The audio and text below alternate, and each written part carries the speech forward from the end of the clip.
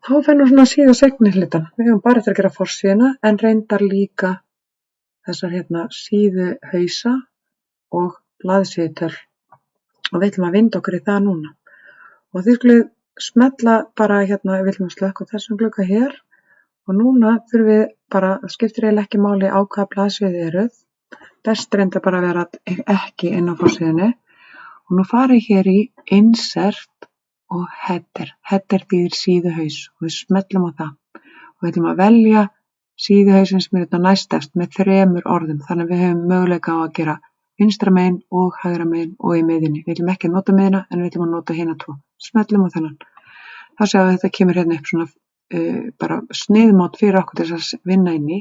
Og þið sjáið hérna á fyrirmyndinni að það er nafnið manns sem maður setur hérna á sig. Ég fór allt of langt. Og sjáum hérna á fyrirmyndinni að maður setur nafnið sitt og í þessu tilfelli bekkinn. Þannig að ég skrifa hérna nafnið mitt. Passa þetta sé ekki öll línan valin, heldur bara þetta var hérna fremsta.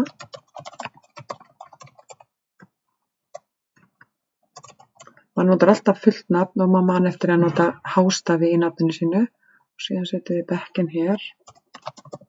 Þið setjið náttúrulega bara bekkinn ykkar. Og svo skulum við stroka út þetta sem er hérna í miðjunni. Ok, nú sjáum við að þetta er komið inn á allar blaðsíðurnar og þannig á það einmitt að vera. Og núna þá tvísmelli hérna fyrir utan.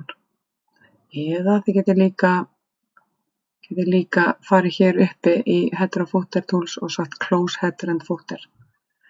Þá sjáum við að þetta verður grátt hérna uppi og textin í ritgerðinni er svartur. Þetta þýðir að við getum ekki í augnablikinu breytt neinu hérna inni. Við getum bara ekkert smellt á þetta nema en ef við tvísmellum þá getum við breytt þessu. En aftur á móti þá verður ritgerðin sjálf grá og við getum ekkert unnið í hana.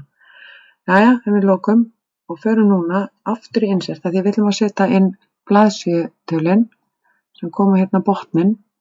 Við förum sérst í insert og nú veljum við page number og við ætlum að hafa hann á botninum og við ætlum að hafa hann á miðjunni. Smellum á það og þá sjáum við þannig koma allar tölunar inn, blaðsíðutölin og hún raðar réttum tölum á rétta blaðsíðu. Og nú lokum við þessu líka. Þetta var aldeilis fljótlegt og auðvelt. En nú kemur að því sem er smáflókið. Sjáum nefnilega á forsíðunni þá er þetta aðeins öðruvísi.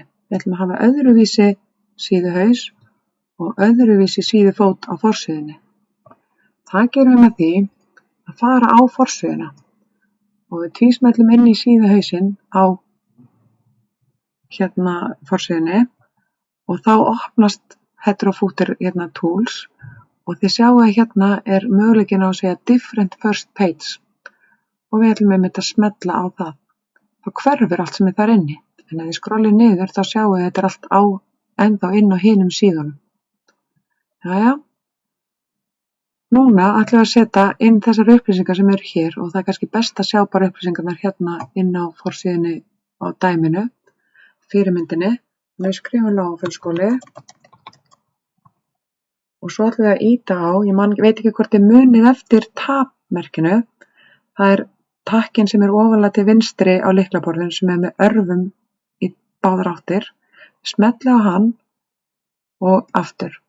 Reyndar sjáu ekki væntanlega reglustöku hér í sýningu þetta eftir, en núna þeir eru búin að ýta tvisvar á tabtakkann, þá ætti bendillinn að vera komin hérna hægra megin og þið skrifið verkefni og tvípunkt, farið svo í næstu línu og skrifið haust 2020, ef það er haust 2020, það getur verið, og þið lesið þetta eftir 2 ár og þá er þetta haust 2022 og svo heitir verkefnið uppsetning ritgerðar.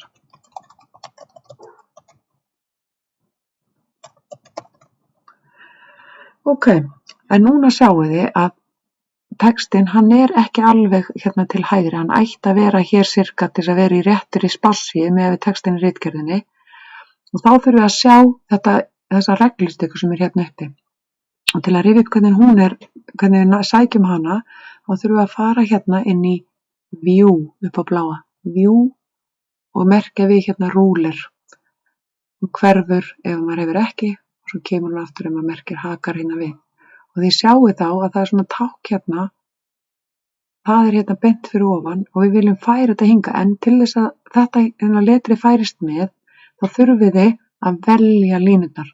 Mjög mikilvægt, það fara ekki of hratt af stað. Síðan dragi þetta hérna, passi að fara ekki með þetta út úr reglustökunni, alveg hingað út að það sem hvíta og grái flöturinn mætast, þá eru komið þetta á réttan stað, á réttan alveg hérna við spássíðuna. Núna gerum við það sama hérna niðri. Ef við skrolli hér, þá er það nafnið á kennaranum ykkar. Það getur verið bekkjarkennarinn ykkar eða hver sem er með þann áfanga sem þið eruð að læra. Kennari. Og svo aftur 2 takmerki og nafnið ykkar og bekkinn. Ups, ég gerði hérna 8. Þetta var sjálfsögur 7. Og núna gerir það sama hérna til þess að færa þetta út af spássíðunni. Þið sjáu það vel hérna hvar spássin ætti að vera. Dragiði þetta hingað út á brúnina. Og þá tek ég eftir því hér. Efnislit er ennþá í gamla letrinu og þá erum að gera að setja það í heading 1. Þið getið gert það hér uppi, þið þurfum ekki að opna palettina af því að heading 1 og heading 2 sjást hérna.